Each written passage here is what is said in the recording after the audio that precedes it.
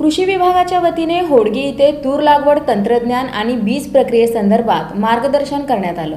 होडगी इथं खरीप हंगामामध्ये तूर पीक लागवड तंत्रज्ञान आणि बीज प्रक्रिया याविषयी मार्गदर्शन करण्यात आलं।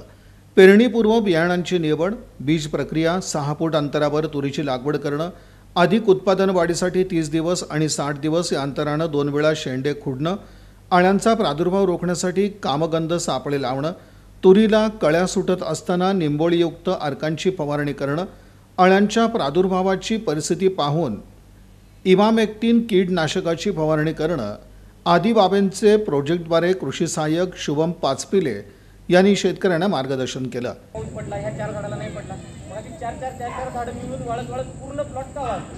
सुरुवात 3-4 झाडापासून होते, खोलवर गेलेली नसते। त्यामुळे त्याला त्या मर रोग म्हणजे मरच्या पुढचीला त्याचा टच होतो। नंतर जसं रोग वाढत जाईल तशी त्याची मुळी खाली जाते आहे। मग तेव्हा कळाल्यानंतर तोपर्यंत तुम्ही किती खर्च केलेला असते, नांगरणीसाठी खर्च केलेला असते, रोटावेटरसाठी खर्च केलेला असते, पेरणीसाठी खर्च केलेला असते, खतासाठी खर्च केलेला असते, नंतर खुरपणीसाठी। यावेळी शेतकऱ्यांनी उपस्थित केलेल्या प्रश्नांना कृषी सहाय्यक पाचपिले यांनी उत्तरं दिली। या प्रसंगी होडगी परिसरातील शेतकरी मोठ्या संख्येनं उपस्थित होते।